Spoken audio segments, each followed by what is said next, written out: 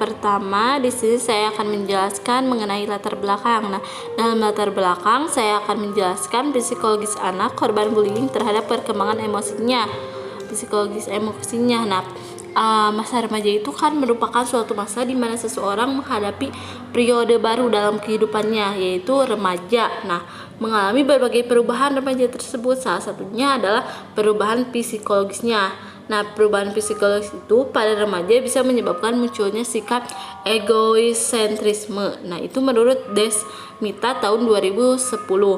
Nah, ada pula menurut Usman tahun 2013, beliau menyatakan bahwa remaja bisa melakukan tindakan kekerasan dan perilaku bullying pada remaja lainnya.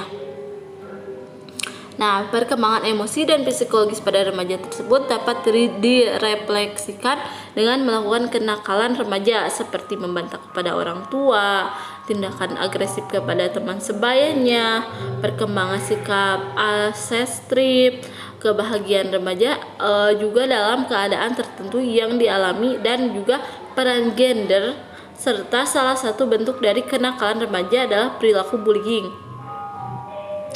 Nah, perilaku bullying itu adalah suatu kata dalam bahasa Inggris yaitu bully, yang berarti menggetrakan atau dapat diartikan mengganggu orang yang lemah.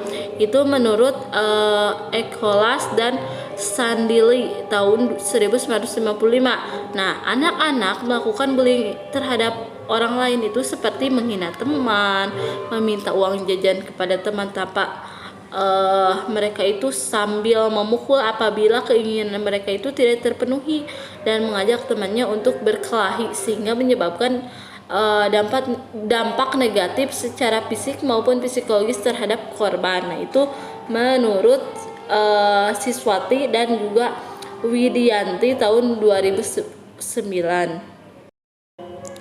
Nah, judul penelitian yang telah saya buat itu yaitu dampak psikologis emosi remaja pada korban bullying.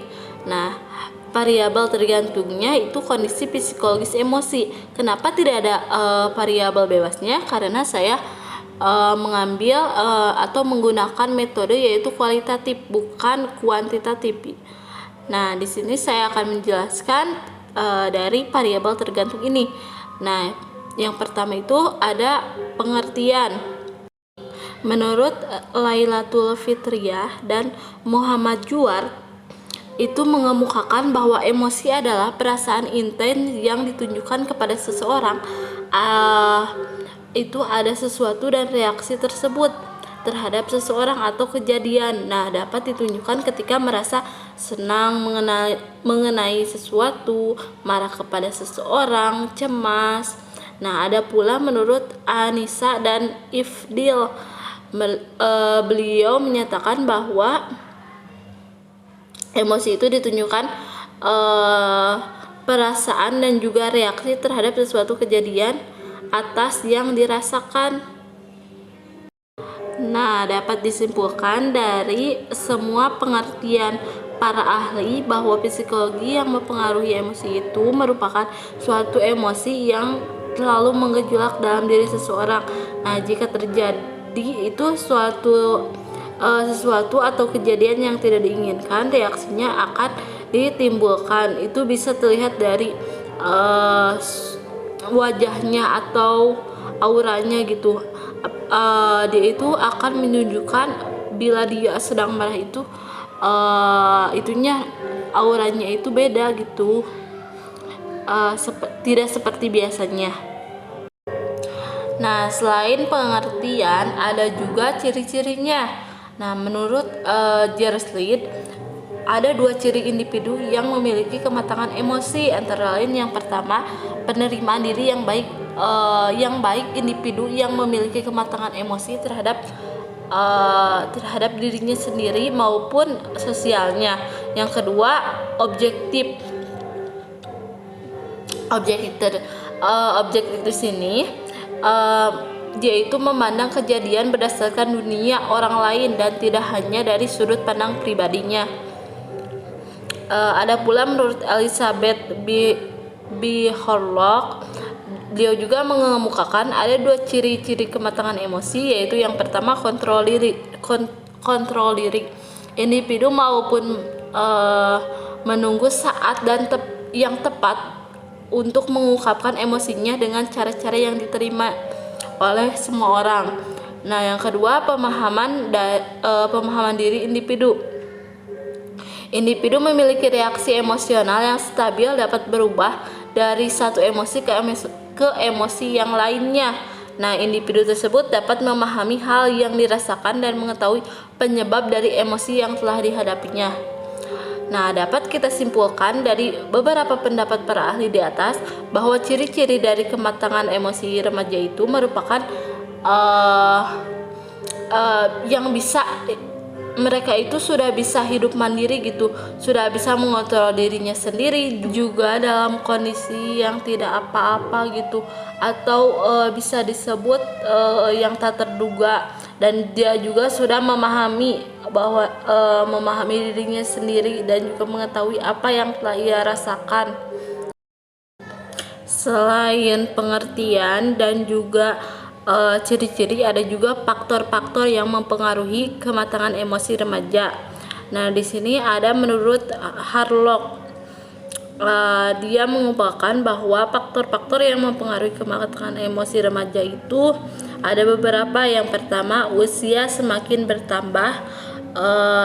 Nah, usia yang semakin bertambah itu diharapkan emosinya akan lebih dapat gitu menguasai dan juga mengendalikan emosinya.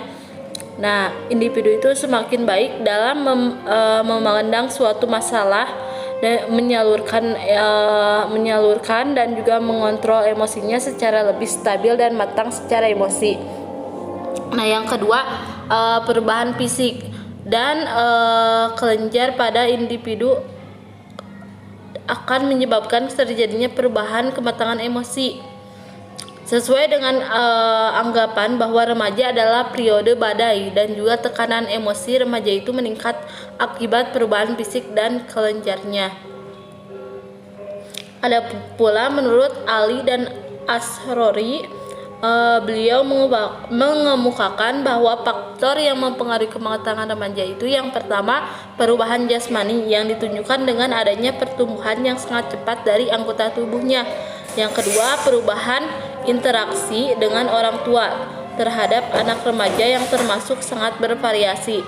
Yang ketiga, perubahan interaksi dengan teman sebayanya. Yang keempat, perubahan pandangan luar. Faktor penting itu yang dapat mempengaruhi perkembangan emosi remaja. Nah, dari beberapa faktor-faktor tersebut, dari para ahli tersebut, saya mengambil kesimpulan bahwa faktor-faktor penyebab kematangan emosi itu merupakan bertambahnya usia kita juga menjadi suatu tingkat emosi kita juga harus diukur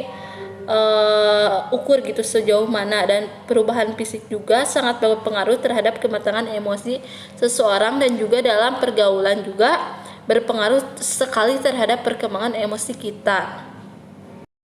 Yang terakhir ada metode. Metode yang saya ingin pakai yaitu metode kualitatif dengan cara wawancara. Nah, saya mengambil metode ini karena saya ingin melakukan pengamatan lebih lanjut mengenai masalah bullying di zaman sekarang. Dengan begitu dapat mempermudah saya dalam menemukan tujuan penelitian yang akan saya kaji. Nah, di sini juga ada daftar pertanyaan. Pertanyaan yang saya pertanyakan yang pertama itu perihal identitas narasumber, pemahaman tentang konsep bullying, jenis bullying yang pernah ia rasakan, penyebab terjadinya tindakan bullying tersebut kepada dirinya. Nah, setelah saya melakukan pertanyaan, melontarkan pertanyaan kepada si korban tersebut, ternyata benar bahwa bullying itu berdampak banget terhadap kehidupan seseorang. Dia itu jadi tidak percaya diri, dan ada pula yang sampai ada yang ingin mengakhiri hidupnya karena dia selalu diolok-olokkan oleh teman-temannya. Tetapi ada juga yang dia berani speak out kepada orang tuanya, sampai orang tuanya mendatangi sekolah dan si anak yang membuli tersebut diberi peringatan dan akhirnya dia itu sadar bahwa apa yang dilakukannya itu merugikan orang lain. Nah, dapat kita simpulkan dari observasi yang saya lakukan, seorang yang menjadi korban bullying itu akan menjadi seseorang yang pemberani karena dari pengalaman yang telah ia alami membuat dia tumbuh menjadi orang yang kuat dan menjadi